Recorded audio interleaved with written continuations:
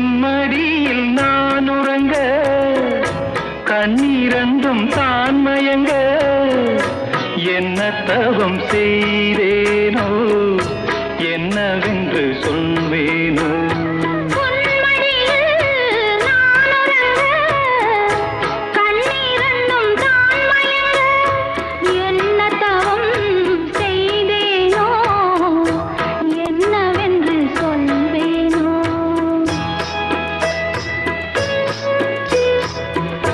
ஏழ் பிறப்பும் இணைந்திருக்கும்